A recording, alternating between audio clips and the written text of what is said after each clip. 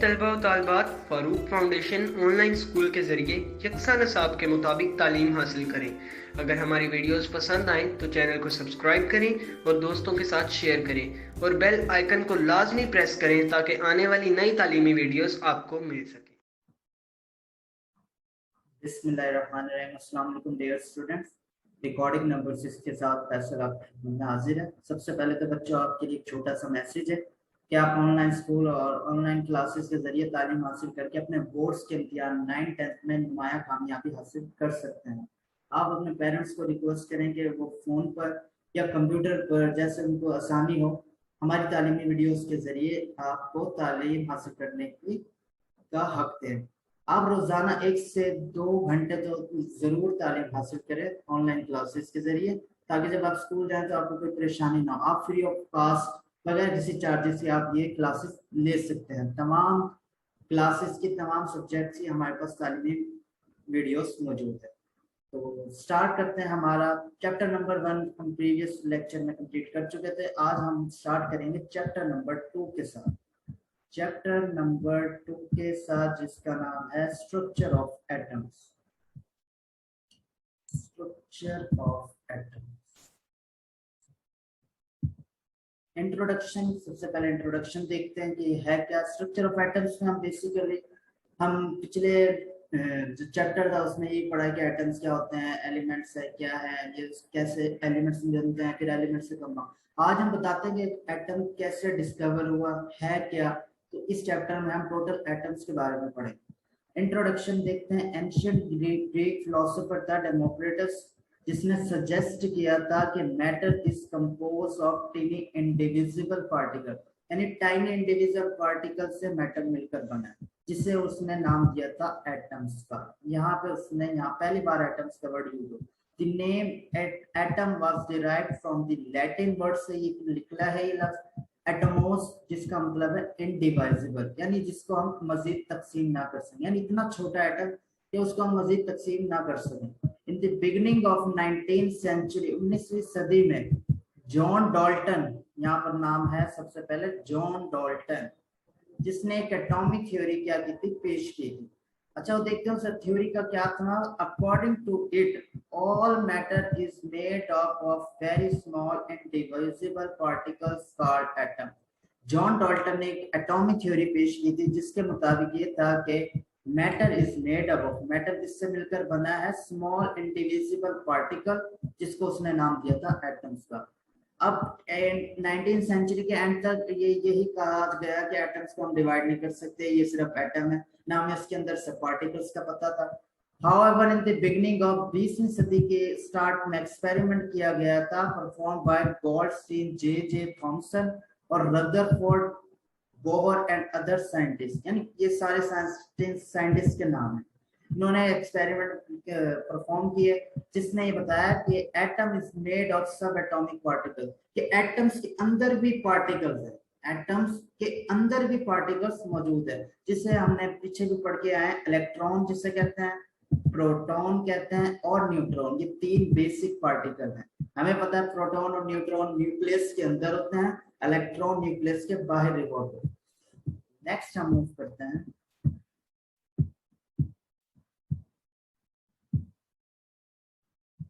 Theories and experiments related to structure of atoms, कि अब हमारे पास ना थ्योरीज आई हैं कि एटम कैसे बना, किस किसने एक्सपेरिमेंट किए। तो ये सारी थ्योरीज हम इसमें बारी बारी देखेंगे। सबसे पहले एटम। अकॉर्डिंग टू डाल्टन, अभी हम पीछे भी पढ़ा है, according to Dalton an atom is indivisible, जिसको हम डिवाइड ना कर सकें। हार्ड है, डेंस है, डेंस कहते हैं कंपैक्ट है, sphere. Atoms of the same elements are alike. They combine in different ways to form compound. अब डॉल्टन ने कहा है कि सारे जो सेम एलिमेंट है वो एक जैसे एटम से मिलके बने होते हैं और फिर एलिमेंट्स मिलके क्या बनाते हैं, कंपाउंड। तो ये काफी हद तक सही है। In the light of Dalton's atomic theory, कौन सी थ्योरी है, Dalton's atomic theory, scientist performed a series of experiment. अब साइंटिस्ट ने काफी एक्सपेरिमेंट्स किए कि क्या ये बात सही है या गलत है और एटम को हम डिवाइड कर सकते हैं। But in the late 1800s and early 1900s, scientist discovered new subatomic particle. अब 19वीं सदी के स्टार्ट में ही साइंटिस्ट ने जो 20वीं सदी का जो आगाज हुआ उसके अंदर डिस्कवर्ड किए न्यू सब एटॉमिक पार्टिकल। ये कौन से सब एटॉमिक पार्टिकल से अभी हम जो पढ़ के हैं, प्रोटॉन, न्यूट्रॉन और इलेक्ट्रॉन। तो ये सब आगे हम बारी बारी डिस्कस करेंगे। इन 1886 की अगर हम बात करें, Goldstein discovered positively charge particle. Goldstein ने क्या डिस्कवर किया था? पॉजिटिवली चार्ज पार्टिकल, जिससे हमने क्या नाम दिया? प्रोटॉन। यानी हम कहेंगे प्रोटॉन किसने डिस्कवर किए थे? गोल्डस्टीन ने। अब 1897 पे आ जाए तो जे थॉमसन। ये सब इंट्रोडक्शन है, आपको याद करने की जरूरत, बस आपको पता होगा किसने प्रोटॉन डिस्कवर किया, नाम आपको याद होने चाहिए। J Thomson found in atom the negatively charge particle. अब जो नेगेटिवली चार्ज पार्टिकल्स हैं उन्हें इलेक्ट्रॉन्स हैं। मैंने अभी लास्ट में भी बताया आपको कि प्रोटॉन्स पॉजिटिव होते हैं और इलेक्ट्रॉन्स क्या होते हैं? नेगेटिव, जबकि न्यूट्रॉन्स क्या होते हैं? न्यूट्रल होते हैं, उनके ऊपर कोई चार्ज नहीं होता। It was established that electrons and protons are fundamental particles of matter. अब एक बात यहाँ तक मान ली गई कि इलेक्ट्रॉन्स और प्रोटॉन्स एक बुनियादी पार्टिकल है मैटर के, कि वो जरूर होंगे। Based upon this observation, Thomson put forth his plum pudding. अब एक और थ्योरी आई थी जिसको नाम दिया गया plum pudding theory. He postulated, उसने कहा कि that atoms were solid structure of positively charged with tiny negatively particles stuck inside. उसने कहा कि जो सॉलिड स्ट्रक्चर है, एटम एक सॉलिड स्ट्रक्चर है जिसके अंदर पॉजिटिवली चार्ज है और उनके साथ साथ नेगेटिव जो पार्टिकल हैं वो भी उसके अंदर मौजूद है। तो इस मॉडल को क्या नाम दिया? It is called plums in the pudding. उसने कहा था the atoms were solid structure of positively charged with tiny छोटे नेगेटिव पार्टिकल्स भी उसके अंदर मौजूद। नेक्स्ट हम मूव करते हैं हमारी नेक्स्ट स्लाइड। अब हमारी डिस्कवरीज होंगी कि ये कौन से कैसे कैसे ये प्रोड्यूस हुए, कैसे कैसे दरियाफ्त हुए। तो बच्चों सबसे पहले देखते हैं कैथोड रेज। ये हमारी है कैथोड रेज। ये एक एक्सपेरिमेंट हुआ था जिसने डिस्कवरी की थी इलेक्ट्रॉन की, कि इलेक्ट्रॉन कैसे डिस्कवर हुआ। अब हमें नहीं पता था ना कि इलेक्ट्रॉन है, प्रोटॉन है। जब एक्सपेरिमेंट किया फिर हमें डिस्कवर हुए कि अच्छा ये इलेक्ट्रॉन है।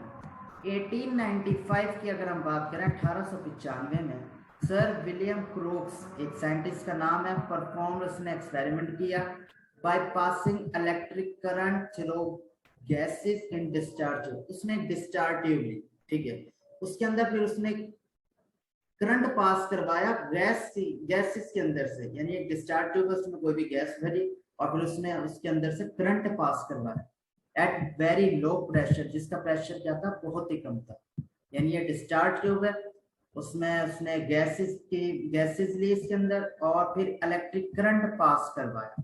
अब देखो हुआ क्या, फिर टुक का ग्लास ट्यूब, उसने ग्लास ट्यूब ली filled with two metallic electrode. एक इलेक्ट्रोड ये रहा जिसे हम एनोड कहते हैं, एनोड पे पॉजिटिव चार्ज होता है, और कैथोड जिसके ऊपर नेगेटिव। दो मेटल इलेक्ट्रोड लिए which were connected to high voltage battery, और इनको बैटरी से कनेक्ट कर दिया।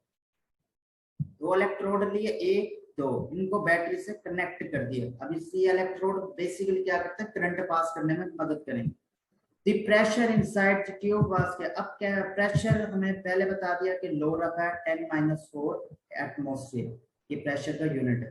When high voltage current was passed, अब ज्यादा हाई वोल्टेज करंट क्या हुआ? पास हुआ, तो shine rays were emitted from the cathode which traveled towards the anode. अब यहाँ पर जब इलेक्ट्रिक करंट इसके दरमियान से पास किया हाई वोल्टेज में, तो यहाँ से एक शाइन रेस प्रोड्यूस है, इस कैथोड में से शाइन रेस प्रोड्यूस। अब ये शाइन रेस कहाँ जा रही हैं? एनोड पॉजिटिव की तरफ। ये देखो यहाँ से प्रोड्यूस हुई और ट्रेवल करने लगे बिल्कुल स्ट्रेट में, ऐसे करके ये एनोड की तरफ जाने लगे। which travel towards the anode. These rays were given the name, इन रेस को नाम दी गया है कैथोड रेस।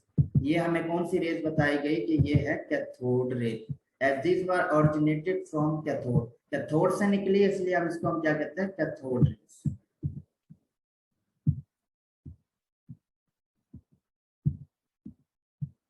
अब इधर से एक्सपेरिमेंट से क्या बात हमारे पास मेंशन की गई, हमें ये कहा गया कि the cathode rays were studied in detail and their properties were determined, which are given below. कौन कौन सी है? These rays travel in a straight line. एक बात तो कंफर्म होगी कि जो भी कैथोड रेज निकली थी एनोड की तरफ, पॉजिटिव की तरफ, वो स्ट्रेट लाइन में ट्रेवल कर रही थी. They can cast a sharp shadow of opaque object if placed in there. कि अगर उनके दरमियान कोई ऑब्जेक्ट रखते हैं तो उनके ऊपर उसने क्या करना है, शेडो प्रोड्यूस करना है. एक बात ये हमने ऑब्जर्व की. तीसरी बात, they are deflected towards positive plate in the electric field showing that they are negative. अब मेरी बात सुनो, नेगेटिव चार्ज होगा वो किसकी तरफ जाएगा? पॉजिटिव की तरफ, ठीक है ना. नेगेटिव किसकी तरफ जाता है? हमेशा पॉजिटिव की तरफ. तो उसने कहा जो ये रेस थी अब ये जा रही है पॉजिटिव की तरफ, तो इसका मतलब ये रेस के ऊपर कौन सा चार्ज होगा? नेगेटिव चार्ज होगा. They raise temperature of body on which they fall. एक ये थी कि जिस बॉडी पे ये फॉल करेगी उसका टेम्परेचर क्या हो जाएगा? इंक्रीज हो जाएगा. J Thomson discovered their charge to mass ratio. J Thomson ने एक और काम किया था कि इसकी जो चार्ज टू मैस रेशियो है ना, कि चार्ज कितना मैस कितना उसकी जो रेशियो है वो डिस्कवर की थी. Light is produce when these rays hit the walls of discharge. अब ये रेज जा रही हैं किसी भी वॉल पर टकराएंगी तो वहां पर लाइट प्रोड्यूस होगी. ये भी बात उसने नोट की गई. It was found that same type of rays were emitted no matter which gas and which cathode. वो कहता कोई भी गैस ले लो, ये रेस निकल रही हैं, यानी गैस कोई भी ले लो. तो एंड में देखते हैं all this properties suggested that the nature of cathode rays independent of nature. यानी हम ये कह सकते हैं, मैं आपसे सवाल करूं कैथोड रेस क्या गैस पे डिपेंड करती है? आप कहेंगे नहीं, गैस पे वो डिपेंड नहीं करती, कोई भी गैस हो. और मटेरियल ऑफ कैथोड, और कैथोड का कोई भी मटेरियल हो उसने निकलनी है कैथोड से और जानी है पॉजिटिव की तरफ. दे वर गिवन. अब इन रेस को क्या नाम दिया गया? इलेक्ट्रॉन्स. अब इनको क्या नाम दे दिया गया? इलेक्ट्रॉन. इस तरह ये इलेक्ट्रॉन्स दरियाफ्त हुए कि इलेक्ट्रॉन्स के ऊपर कौन सा चार्ज है? नेगेटिव, और ये किसकी तरफ मूव करता है? पॉजिटिव की तरफ. क्लियर होगी कैथोड रेस किस तरह डिस्कवर. अब आते हैं डिस्कवरी ऑफ प्रोटॉन. हमें पता है प्रोटॉन पॉजिटिव है, हम पीछे पढ़ चुके हैं. अब देखते हैं उनको किस तरह दरियाफ्त किया गया. नेगेटिव का तो पता लग गया, इलेक्ट्रॉन्स का. In 1886, Goldstein, साइंटिस्ट का नाम है, observed that in addition to cathode rays के अलावा other rays were also present in discharge. उसने कहा कि नहीं यार, उसके अलावा जो कैथोड रेज है जो पीछे पड़ के हैं, उसके अलावा कोई और रेज भी मौजूद हैं, उनको स्टडी करते हैं. These rays were traveling in opposite direction. अब कैथोड रेज इधर जा रही थी, उसने कहा एक और रेज है जो ऑपोजिट डायरेक्शन में ट्रेवल कर रही है. ये कौन सी रेज है? इस रेज को इसने डिस्कवर किया. इसने कहा these rays travel in opposite direction to cathode rays. यानी अब ये जा रही थी, ये रेज ऊपर वाली जा रही थी कैथोड से एनोड. ऐसे ही था ना लास्ट. उसने कहा एनोड से भी कुछ रेज जा रही हैं कैथोड की तरफ. इसको पिछले एक्सपेरिमेंट में इलेक्ट्रॉन कहा था हमने. अब इसको देखते हैं क्या कहता है. He found that these rays pass through holes. उसने कहा ये रेज ना होल से पास कर रही हैं in the cathode and produce a glow on the walls of discharge. अब ये देखो, ये एनोड है, ये कैथोड है. अब उसने कहा कि कुछ रेज हैं जो कैथोड में से, यानी जो कैथोड में से पास हो रही है, ये होल है, इसमें से पास होकर ये ऐसे गुजर रही है. तो इन रेस को उसने क्या नाम दिया? Canal race. कैनाल कहते हैं ना किसी भी छोटी चीज से गुजर के जाना. तो उसने यही कहा कि ये है कि एनोड से कोई गैस रेडिएशन निकल रही है. ये देखो, ये तो आ गई ना कैथोड से एनोड की तरफ जा रही है. इसे तो हमने पिछले में भी इलेक्ट्रॉन्स कहा था. उसने कहा था कुछ, ये देखो पॉजिटिव वाली कुछ जा रही है कैथोड की तरफ, और कैथोड के जो होल है उसमें से पास कर रही हैं होल में से, इसलिए हम उसको नाम देते हैं कैनाल रेस. कैनाल कहते हैं किसी भी छोटी चीज से गुजर जाना. नेक्स्ट मूव करते हैं.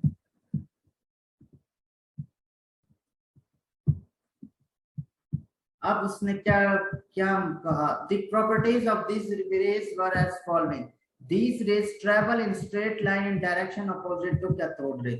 यानी ये रेस जाएंगी डायरेक्ट स्ट्रेट लाइन में, लेकिन ऑपोजिट होगी कैथोड रेस से, यानी पीछे वाले कैथोड रेस से ऑपोजिट की तरफ मूव जाएंगी। अब ये जाएंगी किसकी तरफ? Cathode, opposite to the cathode. Their deflection in electric magnetic field prove that these are positive charge. अब ये पॉजिटिव है तो किसकी तरफ जा रही है? कैथोड की तरफ। कैथोड क्या है? नेगेटिव। जैसे नेगेटिव किसकी तरफ जा रहा था? पॉजिटिव की तरफ। पॉजिटिव किसकी तरफ जाएगा? नेगेटिव की तरफ। ये बात हमें क्लियर होगी। The nature of canal raise depend upon the nature of gas present discharge. हमने कैथोड रेज का कहा था, जिसे हम इलेक्ट्रॉन्स कहते थे, कि वो डिपेंड नहीं करती गैस पे, लेकिन ये जो पॉजिटिव रेज है ये किस पे डिपेंड करती है? Nature of gas, nature of gas पे ये डिपेंड करेंगी। These raise do not originate from anode. ये एनोड से नहीं निकल रही, एक्चुअली में एनोड से नहीं निकल रही। In fact these rays are produced when cathode rays और electrons collide with residual gas molecules present in the discharge and ionized. मैं आपको उसको पीछे लेकर जाता हूँ, एक बार आपको क्लियर होगा। उसने कहा है कि एक्चुअली में ये एनोड से नहीं आ रही है ये रेज। ये रेज आ रही है जब ये वाला पार्टिकल गैस है, ये गैस का एक मॉलिक्यूल है, जब ये वाली कैथोड रेज जो कैथोड से आ रही है, जब ये इसके ऊपर स्ट्राइक करती है ना, तो उसके नतीजे में जो निकलती हैं रेज या जो पार्टिकल आप कहोगे, तो वो कहलाएगा एनोड, या वो कहलाएंगे पॉजिटिव रेज, जिसे हम कहते हैं प्रोटॉन्स। यानी कोई भी कैथोड रेज गैस मॉलिक्यूल में टकराएंगे, उसके नतीजे में जो प्रोड्यूस हो रही है, और वो किस तरफ जाएंगी? कैथोड की तरफ जाएंगी। कैथोड रेज किधर जा रही है? एनोड की तरफ। और एनोड रेज कहाँ जा रही है? कैथोड की तरफ। तो इसको, इस एनोड से जो कैथोड की तरफ जाएंगी वो पॉजिटिव, जिसे हम प्रोटॉन कहेंगे, और जो कैथोड से एनोड की तरफ जाएंगे उसे हम कहेंगे इलेक्ट्रॉन्स। उम्मीद है ये आपको क्लियर हो जानी चाहिए कि ये किस तरह हमने डिस्कस की। अब इसमें मजीद हम देखते हैं, जैसे ये कोई भी है मेटल है या कोई भी गैस, जो ये इसके साथ, ये इलेक्ट्रॉन इसके साथ कोलाइड हुआ है, उसके नतीजे में क्या निकली है? ये पॉजिटिव रेज निकली, प्रोड्यूस हुआ। Mass of this particle was found equal to that of proton और simple multiple of it। यानी this particle का जो mass है वो किसके बराबर है? प्रोटॉन के बराबर है। This mass of proton is 1840 times more than that of। लेकिन हमें ये पता है प्रोटॉन का mass इलेक्ट्रॉन से कितने गुना ज्यादा होता है? 1840 times Guna, 1840 time Guna. Thus these rays are made up of positively charged particles। तो हमें पता लग गया ये रेस किससे मिलके बनी है? Positive charge. The mass and charge of particle depend upon nature of gas। अब दो तरह की हमने रेस पढ़ी है। सबसे पहले तो हमने कैथोड रेस पढ़ी है, जो प्रोड्यूस हो रही थी, जो कैथोड से प्रोड्यूस हो रही थी और एनोड की तरफ जा रही थी। अब हमने पढ़ी है पॉजिटिव रेस, जिसे हम कहते हैं प्रोटॉन्स, कि कहाँ से प्रोड्यूस हो रही थी? एनोड से जा रही थी कैथोड की तरफ। और ये प्रोड्यूस कैसे हो रही थी? कि जब भी कैथोड रे गैस के मॉलिक्यूल में कोलाइड करता है तो उसके नतीजे में ही पॉजिटिव रेज होती है। इस तरह प्रोटॉन भी क्या हो गया? दरियाफ्त हो गया। एक्सपेरिमेंट किया जिसके नतीजे में अब डिस्कवरी ऑफ न्यूट्रॉन की तरफ आते हैं। देखिए, प्रोटॉन भी हमें पता लग गया कैसे डिस्कवर हुआ है, इलेक्ट्रॉन भी हमें पता लग गया कैसे डिस्कवर हुआ। अब देखते हैं कि ये न्यूट्रॉन, हमने एक और पढ़ा था ना कि न्यूट्रॉन भी होते हैं, अब देखते हैं वो कैसे डिस्कवर हुआ।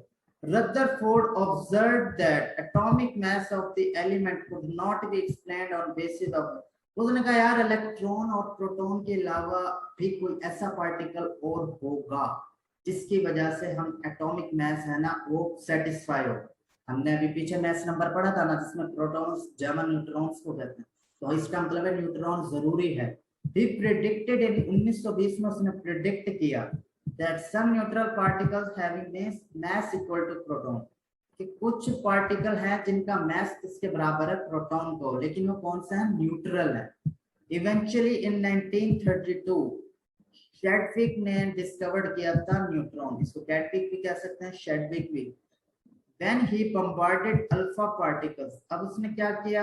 न्यूट्रॉन कैसे डिस्कवर कर रहा है?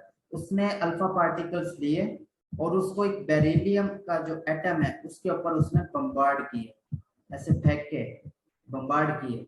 He observed that highly penetrating radiations were produced. These radiation were caused. जब उसने अल्फा पार्टिकल्स लिए, अल्फा पार्टिकल हीलियम होता है, उसने हीलियम लिया और बेरिलियम पे उसने बम्बार्ड किए। जब बम्बार्ड किए तो उसके नतीजे में उसने देखा कि कुछ रेडिएशंस निकल रही हैं। उस रेडिएशन को उसने नाम दिया न्यूट्रॉन।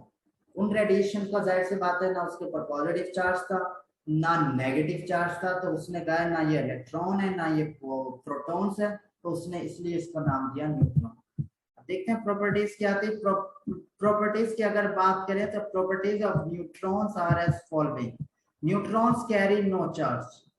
सिंपल ये पता है हमें कि इसके ऊपर चार्ज नहीं होता, दे आर न्यूट्रल होते हैं। जबकि प्रोटॉन्स पर कौन सा चार्ज होता है? Positive.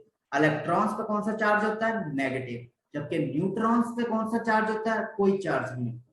They are highly penetrating, penetrate करते हैं कि ये पास कर जाते हैं, ये हर उस चीज से इतने हाईली होते हैं कि ये पास कर जाते हैं। किसी भी चीज अगर सामने रखें तो ये न्यूट्रॉन पास कर जाते हैं। mass of this particle was nearly equal to, लेकिन इसका जो mass है वो प्रोटॉन के बराबर होता है, जबकि प्रोटॉन का mass इलेक्ट्रॉन से 1840 टाइम्स ज्यादा होता है।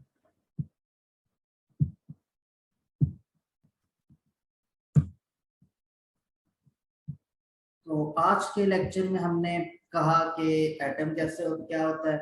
एटम के बाद हमने कहा कि डिस्कवरी ऑफ कैथोड रेस यानी इलेक्ट्रॉन्स कैसे हुई, उससे हमने बम्बार्डमेंट करवाई थी। ये यहाँ पर हमने पढ़ा था कि कैथोड रेस कैसे हुई। ये इलेक्ट्रिक करंट पास किया गया तो कैथोड रेस में से कुछ शुआएं निकली कैथोड, और वो किसकी तरफ जाने लगी? एनोड की तरफ। तो हमने ये देखा कि जो नेगेटिव होता है वो किसकी तरफ जाता है? पॉजिटिव। तो यहाँ से हमने इसको कैथोड रेस का नाम दिया, जिसको हम आगे इलेक्ट्रॉन्स कहते हैं। इलेक्ट्रॉन्स के बाद फिर हमने कहा डिस्कवरी ऑफ प्रोटॉन कैसे डिस्कवर हुआ, तो ये बात की गई कि कैथोड रेस के अलावा भी कुछ और शुआएं होती हैं जो डिस्चार्ज ट्यूब गैस में से निकल रही होती है। तो वो जो शुआएं दूसरी टाइप की होती हैं वो अब किसकी तरफ मूव करती हैं? कैथोड की तरफ जाती हैं। एनोड से किसकी तरफ जाती है? कैथोड की। और कैथोड के ये कैथोड है। अब ये कैथोड के अंदर होल्स बने हुए, तो ये जो रेज होती हैं ये होल्स में से पास कर जाती है, तो इसलिए हम इसको कैनाल रेस कहते हैं। और ये कौन सी होती हैं? पॉजिटिव रेज होती हैं, इसलिए हम इसे आगे प्रोटॉन्स कहते हैं। तो यहाँ पर हमें प्रोटॉन्स मिला था, पीछे हमें इलेक्ट्रॉन्स मिला था। नेक्स्ट में हमने देखा था कि न्यूट्रॉन्स कैसे। अब यहाँ पर हमें न्यूट्रॉन्स की डिस्कवरी हुई कि ये हीलियम का एक अल्फा पार्टिकल है हीलियम, इसको हमने इसके ऊपर बम्बार्ड किया था तो कुछ रेडिएशंस निकली थी। वो रेडिएशंस कौन सी थी? न्यूट्रॉन है। वो कौन सी थी? न्यूट्रॉन। उसके ऊपर ना पॉजिटिव चार्ज था ना नेगेटिव चार्ज था, दैट्स व्हाई हमने उसे न्यूट्रॉन। तो ये हमने ये प्रॉपर्टीज की है, अच्छी तरह इनको देखना है। इनमें से बेसिकली ये इनकी प्रॉपर्टीज आ जाती हैं पेपर्स में कि what are the properties of neutron. तो आप बता सकते हैं neutron carry no charge, they are highly penetrating. आ जाती है कि what are the properties of protons. Protons हमें पता है कि पॉजिटिव चार्ज होता है, वो कैनाल रेस भी हम कहते हैं। उनका जो मैस है 1840 टाइम्स ग्रेटर होता है इलेक्ट्रॉन से। तो ये चीजें याद करने की, बाकी आपने ये पढ़ना है अच्छी तरह कि ये है क्या, कैसे डिस्कवरी, छोटे छोटे एक्सपेरिमेंट है, इसको अच्छी तरह देख लेना। आपको पता हो कि कैथोड रेस क्या है और एनोड रेस क्या है, उनको फिर जिस तरह से हमने किया है उसी को फिर हम आगे देखें। इसमें एक और चीज थी, इसमें एक और चीज में थी कि जो जो प्रोटॉन्स हैं, जो डिस्कवरी ऑफ प्रोटॉन्स है, क्या वो गैस पे डिपेंड कर रही थी या नहीं। हमें पता है कि वो गैस पे डिपेंड कर रही थी, जबकि डिस्कवरी ऑफ इलेक्ट्रॉन वो किसी भी गैस हो, कोई भी गैस हो, वो उस पर डिपेंड नहीं कर रही थी। तो ये आज का हमारा लेक्चर था, इसको अच्छी तरह प्रिपेयर करना। नेक्स्ट लेक्चर में हम बात करेंगे रदरफोर्ड की, कि न्यूक्लियस क्या है, उसने न्यूक्लियस के बारे में क्या बताया था। फिर उसके बाद बोर्स एटॉमिक थ्योरी को भी हम नेक्स्ट लेक्चर में डिस्कस करेंगे। तो इंशाल्लाह मिलते हैं। अल्लाह हाफिज।